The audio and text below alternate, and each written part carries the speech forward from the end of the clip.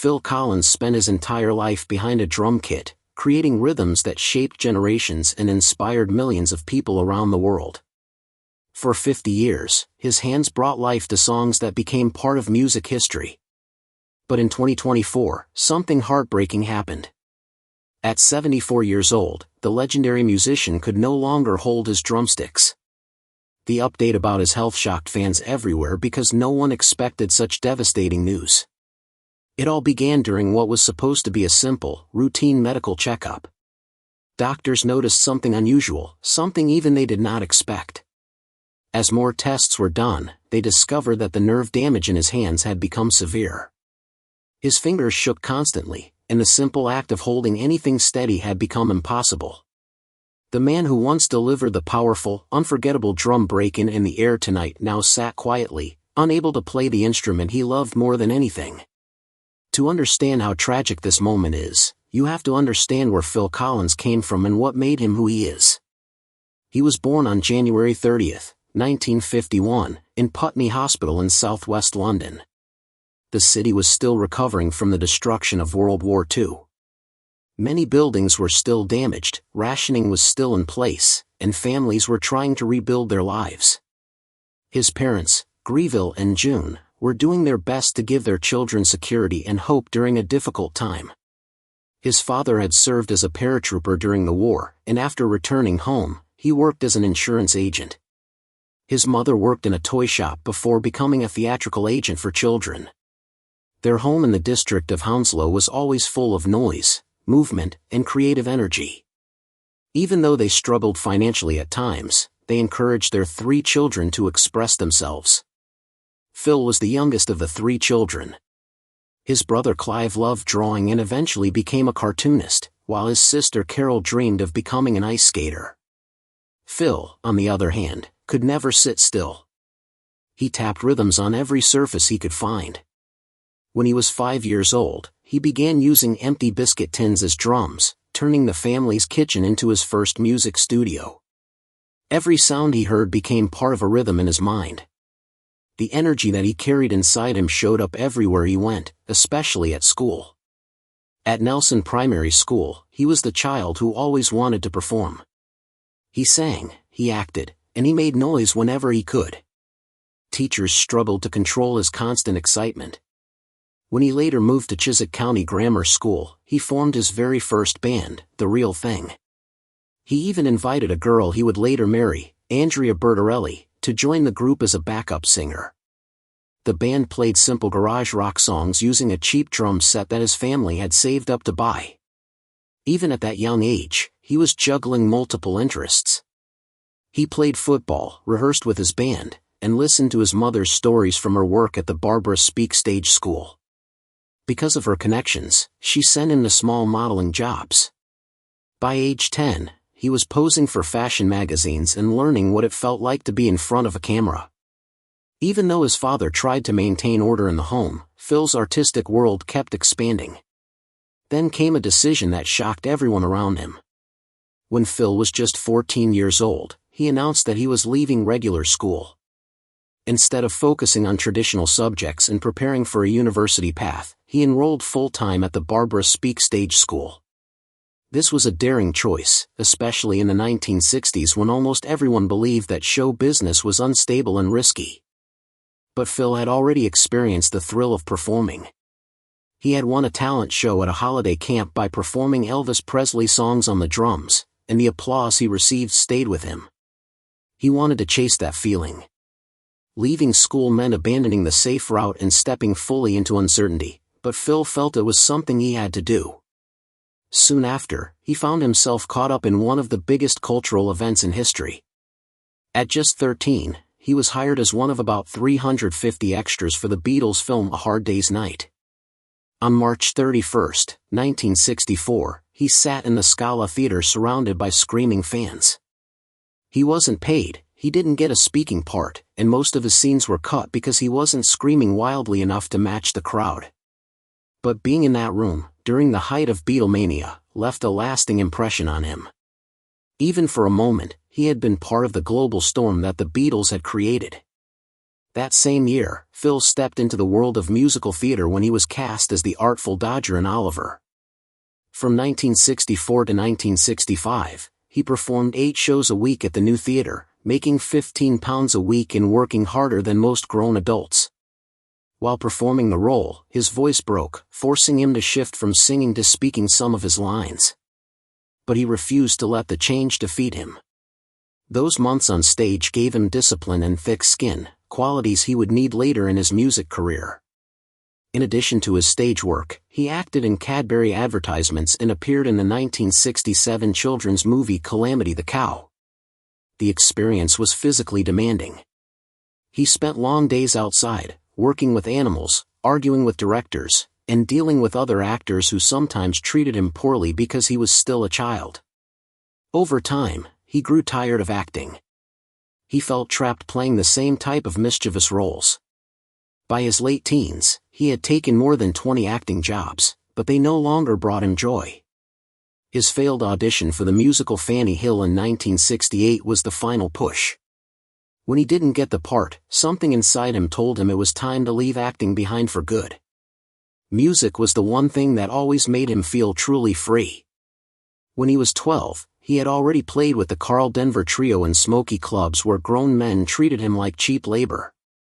They often didn't pay him, and they forced him to stay late into the night. Those experiences showed him how unfair the music industry could be, but they also made him realize that nothing compared to the feeling of playing drums. In 1967, he joined the band Hickory Wood, where he made £5 a night, the equivalent of about £90 today. The pubs were smoky, the audiences were small, and the money was almost nothing, but Phil didn't care. He was doing what he loved. During this time, his connection with Andrea Bertarelli grew stronger. They performed together, quietly fell in love, and recorded their first single, Green Light and the Key, in a small CBS recording session. A year later, Phil joined Flaming Youth with guitarist Ronnie Carroll. They released a concept album called Arc 2, inspired by the excitement surrounding the upcoming moon landing. The album told a futuristic story about Earth being evacuated into space. Critics liked the creativity and ambition of the project, but the album sold only around 150 copies, leading to the band's breakup. This failure was painful, but it also pushed Phil to keep looking for the right opportunity. He got close to something big in 1969 when he auditioned for Blind Faith, a new supergroup featuring Eric Clapton and Steve Winwood. He was only 18 and believed this was his chance. But the group told him he was too young. He left heartbroken. That same year, he played on early recording sessions for George Harrison's All Things Must Pass. Later, he discovered that his drum part had been removed from the final version. Years later, Harrison even sent him a joke tape pretending the session had gone terribly. Phil laughed about it, but deep down, the disappointment stayed with him. By the mid-1970s, Phil was exploring new musical styles.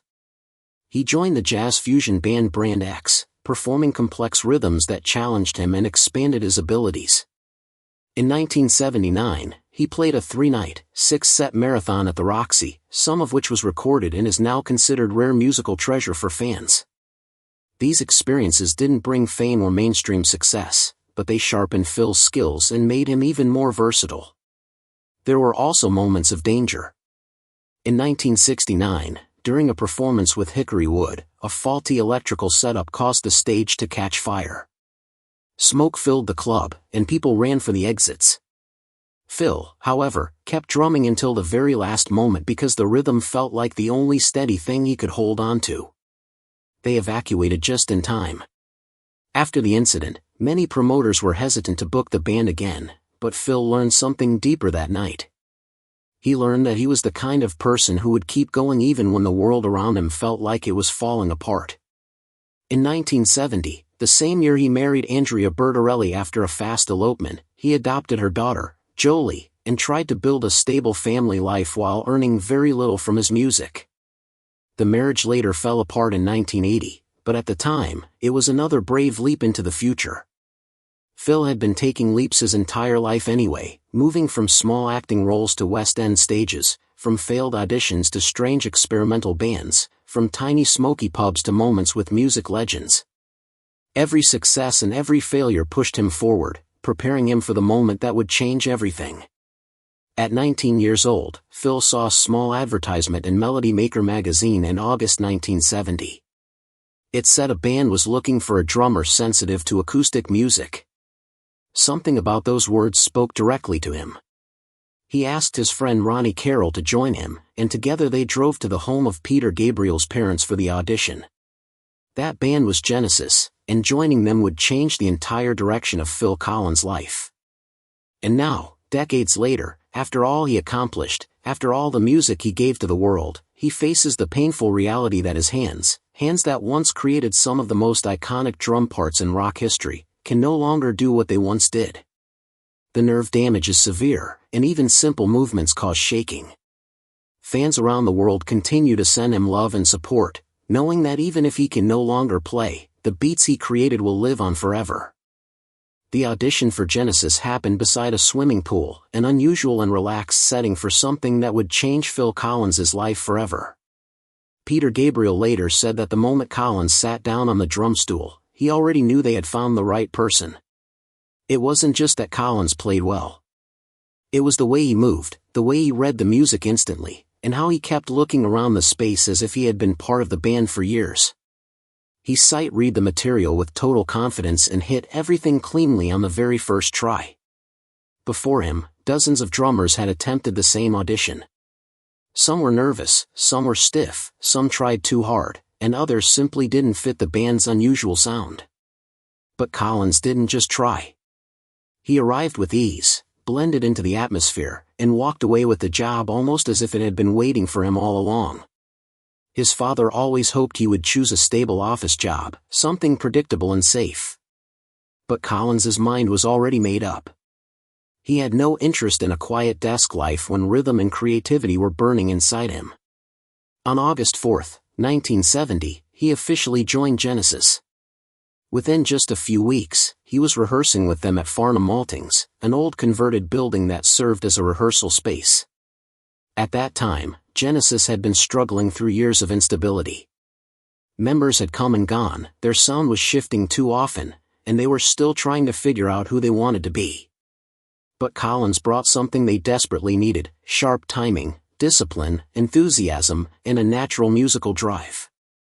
Bit by bit, the band's identity began to form around these new strengths.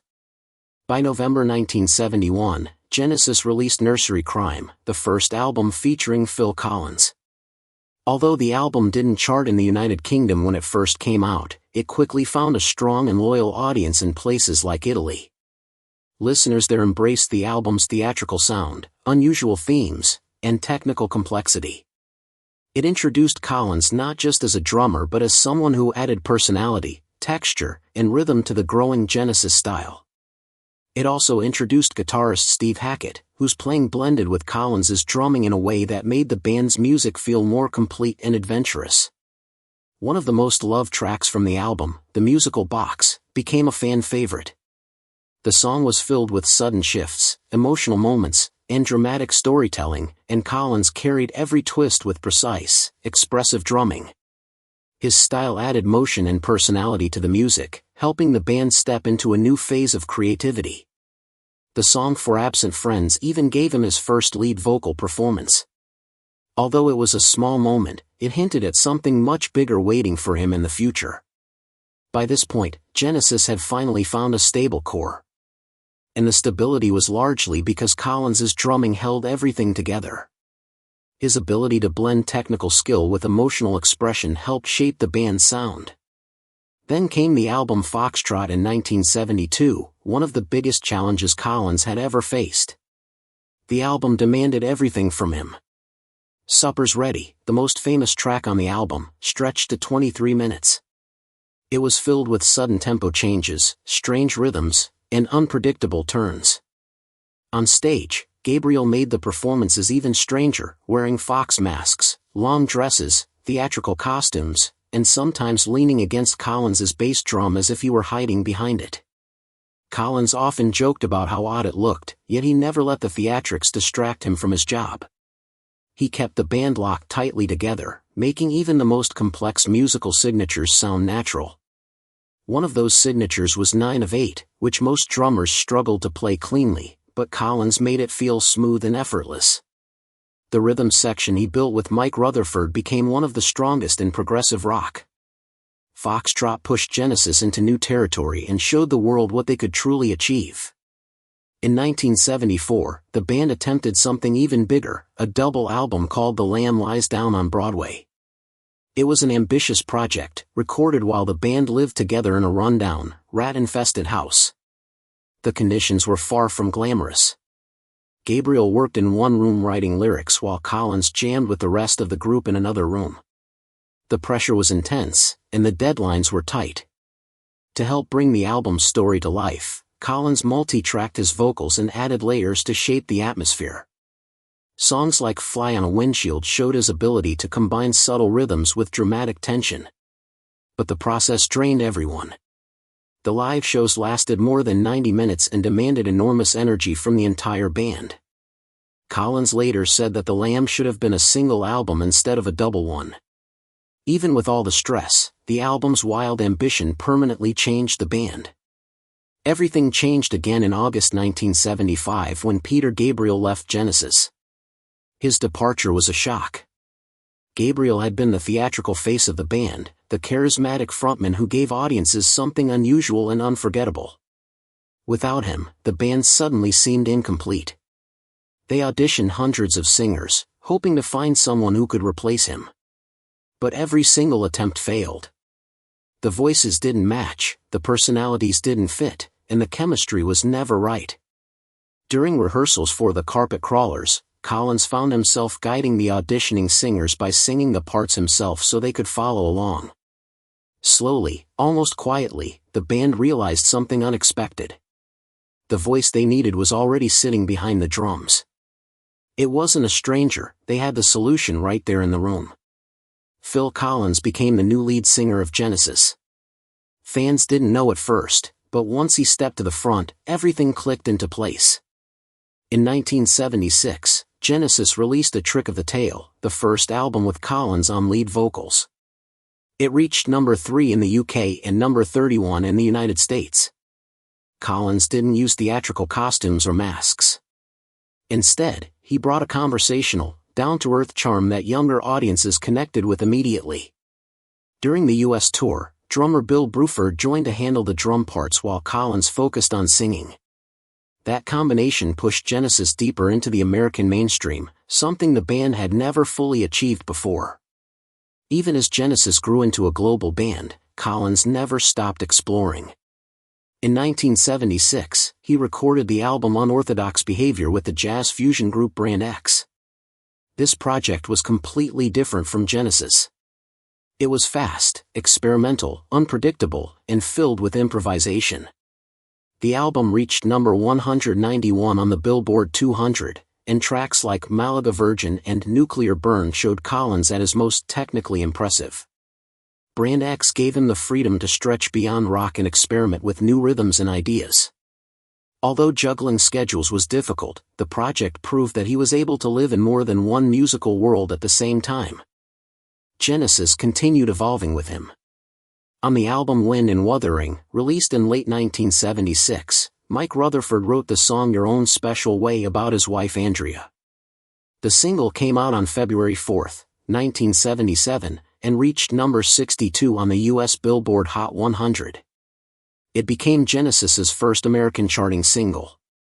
Its soft, gentle sound showed that the band was moving towards something warmer and more melodic. This new direction helped ease old tensions within the group and open space for simpler, more accessible musical ideas. By 1978, Genesis was ready for a true mainstream breakthrough. Their next album, And Then There Were Three, included the song Follow You, Follow Me, which Rutherford wrote in just 10 minutes. Released in February 1978, it reached number 7 in the UK and number 23 in the United States. For the first time in their career, Genesis had a global hit that wasn't built around long progressive compositions. The song was short, emotional, and easy for listeners to connect with. Collins sang lead and played drums, proving he had finally grown into both roles with complete confidence. But the success did not mean life was easy.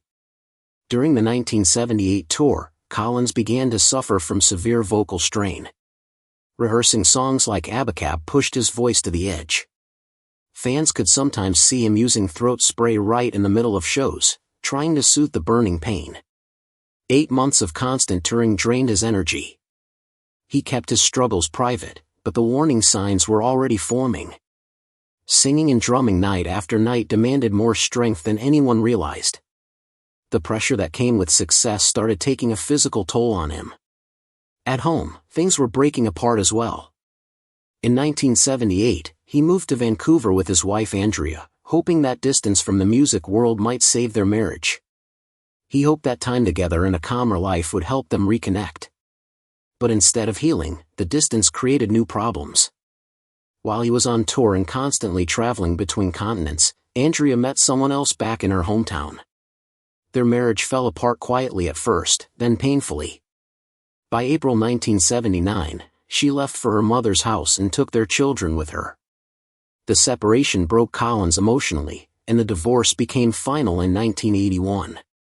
This period marked the beginning of a new emotional chapter in his life, one that would later shape many of the powerful and heartbreaking songs he became known for. Even as he stood on stage performing for thousands of fans, he was fighting silent battles behind the scenes. His career was rising higher than ever, but in his personal life, everything felt like it was falling apart. Through it all, he kept going, pushing forward with the same determination he had shown since the day he sat on that drum stool by the swimming pool and changed the future of Genesis forever. The pain Phil Collins carried during the hardest years of his life poured straight into his music, and anyone who listened closely could hear it. When he worked on the 1980 Genesis album Duke, the song Misunderstanding became one of the clearest signs of what he was going through.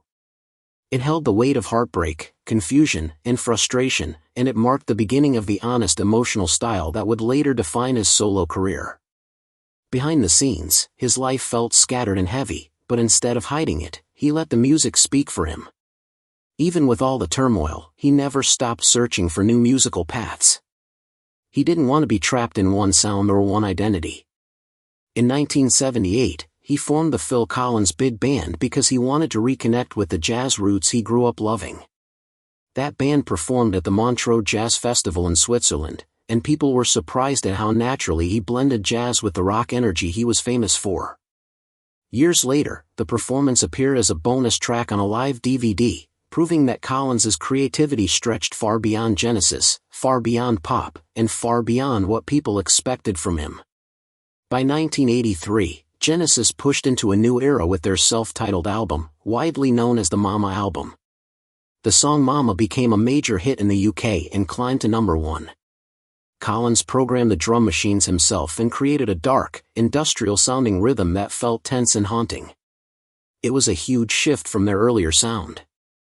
When the band went on the Mama tour between 1983 and 1984, they used heavy pyrotechnics, loud explosions, and intense lighting. Some of the explosions were so strong that crew members were actually injured, which forced safety reviews and adjustments. Still, fans filled arenas night after night, and the tour became one of the most important moments in Genesis's career.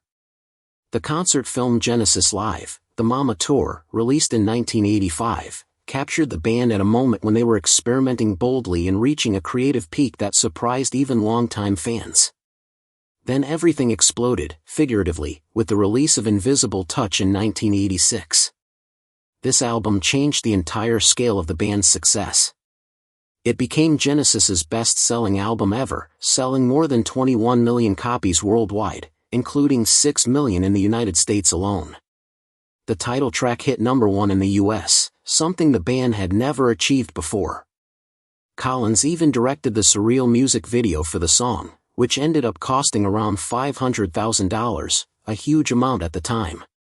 That album pushed Genesis onto a global stage they had never reached before. The world tour that followed covered 121 dates across North America, Europe, and Japan, and the success lifted them into stadium-level fame. In July 1987, they played 4 sold-out nights at Wembley Stadium. More than 288,000 tickets were sold, turning the shows into one of the decade's biggest and most memorable live events. The recording of those performances later sold more than 4 million copies, proving how powerful that moment was. Collins later admitted that performing the song Land of Confusion, especially while using the famous spitting image puppet visuals, strained his voice badly. But despite the toll it took on him physically, those nights cemented Genesis's place in rock history. During the same period, Collins worked with Eric Clapton on the 1986 album August. Collins produced it and played drums, even though he was hiding a growing numbness in his hands. Years of intense drumming had caused spinal problems that were slowly wearing him down. The pain was real and sometimes alarming, but he performed through it without letting the public know. He never wanted to disappoint fans, so he held everything together even as his body signaled that something was wrong. But by 1987, the backlash arrived. Collins had become so successful and so visible that some people grew tired of seeing him everywhere. His songs were constantly playing on radio and MTV. Tracks like Sussudio and In the Air Tonight were on repeat across multiple stations. Critics labeled him the most overplayed and even the most annoying pop star of the decade. Collins joked that he heard his own songs on the radio more often than he actually played them. But the criticism didn't stop his rise. In 1987, he won 3 Grammy Awards, adding even more attention and pressure. He understood that his success made him a target, and eventually he learned to accept that kind of public judgment.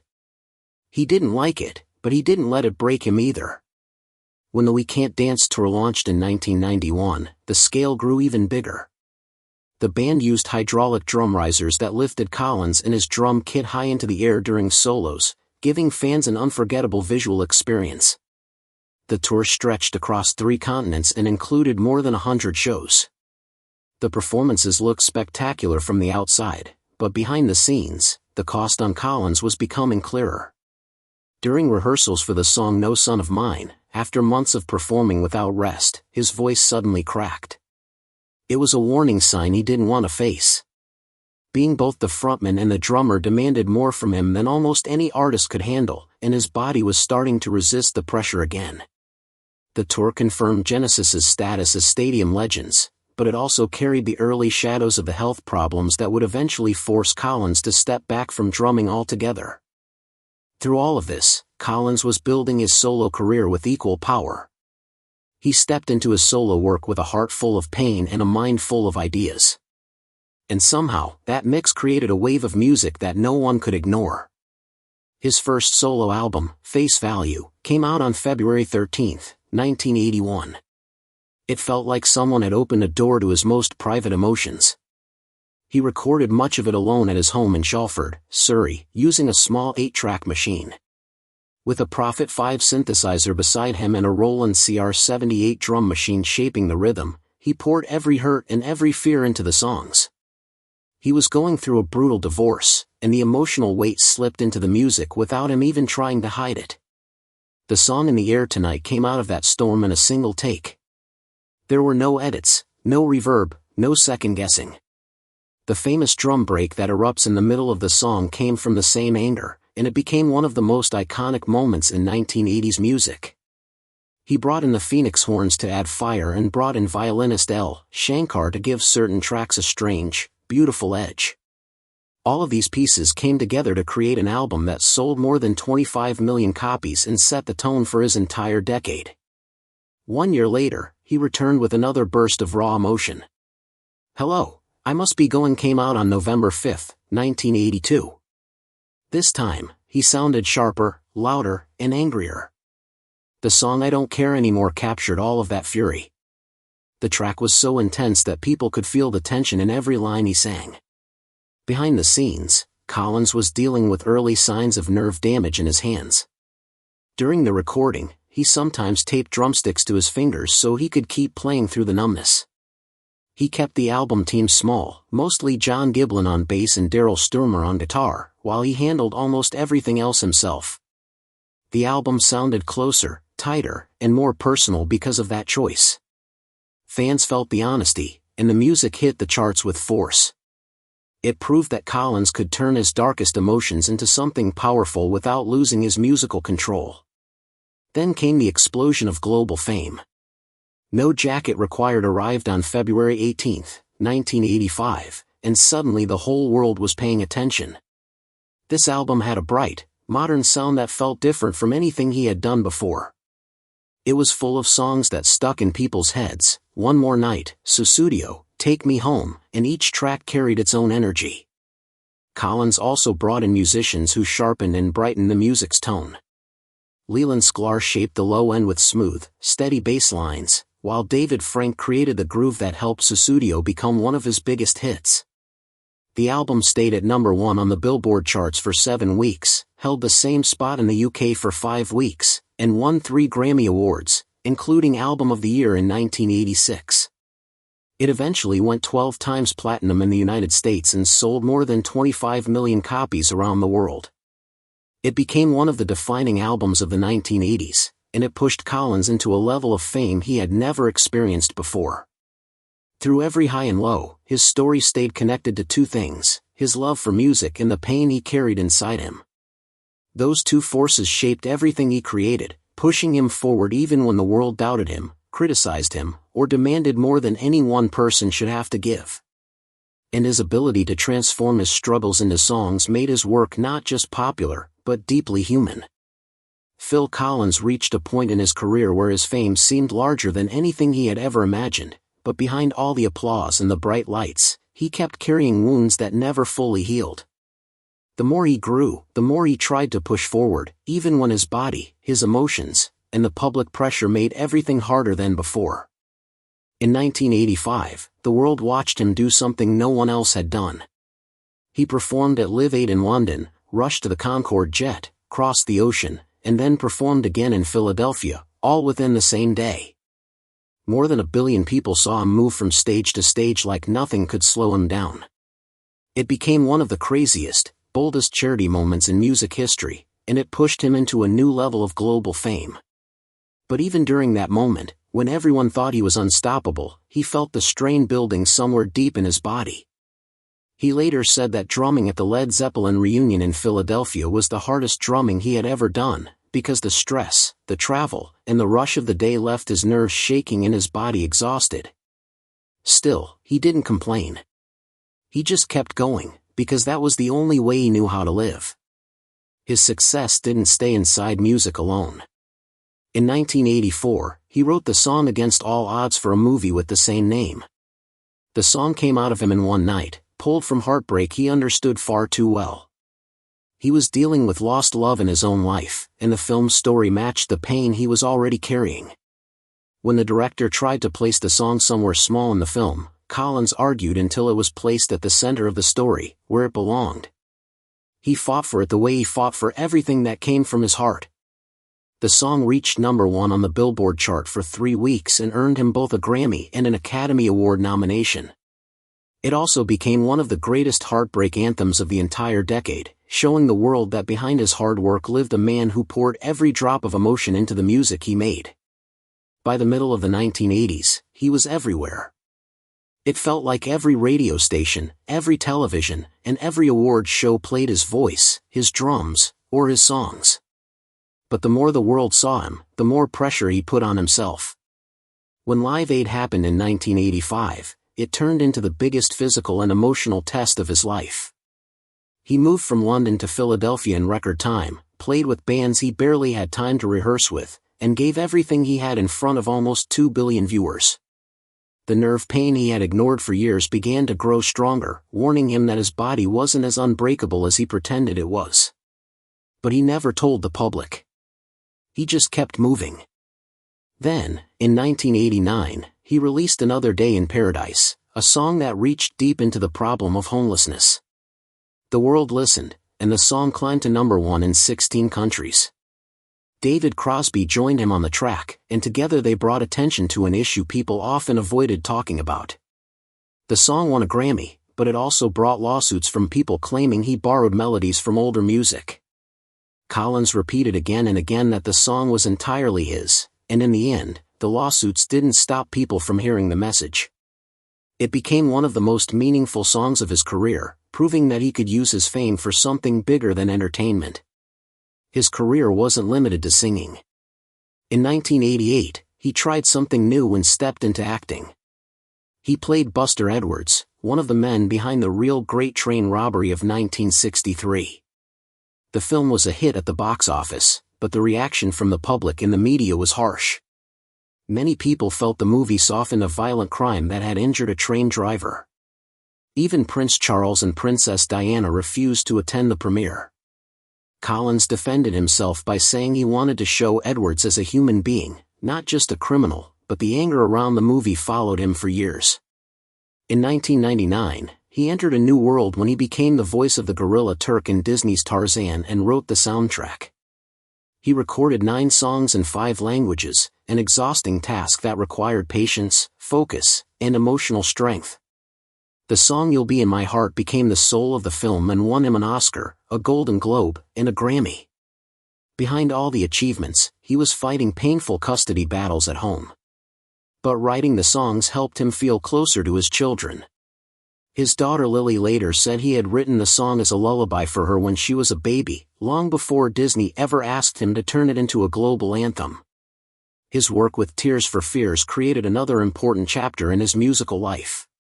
In 1989, he helped produce their album The Seeds of Love and played drums on the song Woman in Chains. The recording sessions stretched on for nearly 3 years as Roland Orzabal and Kurt Smith argued constantly about the direction of the music. Collins often became the calm center of the storm, stepping in to help keep the project moving whenever the tension became too much. When the album finally came out, it received praise that made all the long nights worth it. In 1990, he directed the music video for Do You Remember, spending $1 million to create a story about regret, distance, and a father who loses years of his son's life because of war. Collins used his own divorce memories to shape the emotions in the video. The mix of black and white and color scenes built a sadness that stayed with fans long after it aired, showing once again that his emotional honesty was the thing people connected with the most. But while his career rose, his private life fell apart. His move from the UK to Switzerland in the 1990s to reduce taxes created a storm of criticism. British newspapers accused him of avoiding taxes while writing songs about compassion. Collins pushed back, saying everything he did was legal and that he was being unfairly judged. But the criticism stuck to his name, adding more weight to his already heavy shoulders. His marriages were equally painful. His first marriage to Andrea Bertarelli ended in 1980, with a settlement of £17 million, the most expensive divorce in the UK at that time. His second marriage, to Jill Tavelman, collapsed in 1996 after an affair became public, and that divorce also cost him £17 million. Their daughter Lily was only 5 years old when it happened, and she later spoke openly about the emotional scars she carried for years. His third marriage, to Oriane Sevi in 1999, ended in 2008 with more than $30 million in alimony and long legal battles that stretched across 2 countries. At one point, Collins said he felt like his home had been taken over during the dispute. Oriane demanded ownership of a $40 million mansion, and the last part of her claims wasn't dismissed until 2022. The emotional and financial strain from all 3 marriages left him drained. His children also carried complicated feelings. Jolie Collins, his adopted daughter from his first marriage, and Lily Collins both talked about how distant they felt from him at different points in their lives. Lily later found peace after forgiving him, but the pain she experienced as a child shaped her entire life. His oldest son, Simon, followed in his footsteps and became a drummer, but even their relationship was strained by constant paparazzi attention and long custody fights during 2008. Then came the moment he could no longer escape. During the Genesis reunion tour in 2007, he suffered a spinal dislocation that caused severe nerve damage in his hands and arms. By 2009, he needed surgery to rebuild parts of his neck and reduce pressure on his spinal cord. After the operation, he could barely hold drumsticks. Sometimes he had to tape them to his hands just to finish a performance. Doctors warned him he might never drum again. Those words cut deeper than any criticism or divorce had ever done. Drumming wasn't just part of his career. It was the one thing he had done since he was a child, the one thing that had always made sense even when life didn't. In 2017, after years of surgeries and recovery attempts, he retired from drumming and live performances. He went through a neck fusion surgery in 2015 and a back operation in 2016 that left him with a condition called dropped foot. He walked with a cane, moved slowly, and fell often. In 2018, he fell badly and needed stitches before going on stage. Still, he never stopped trying. When Genesis reunited for one final tour in 2021 and 2022, he performed sitting down at the O2 Arena in London while his son Nick played the drums behind him. At 71 years old, his voice was softer, his body looked fragile, and yet he still joked with the audience about needing a new job when it was all over. People in the arena cried quietly because they knew they were watching the end of a journey that had lasted more than 50 years. The final concert wasn't loud or wild. It wasn't full of big jumps or wild drum solos. Instead, it felt like a peaceful closing of a long, difficult, beautiful life in music. A man who had given everything he had, from his heart to his hands, from his youth to his health, sat on a stage surrounded by thousands of people who had grown up with his songs. They watched him smile through pain, sing through weakness, and say goodbye with the same honesty he had carried since the first moment he played the drums.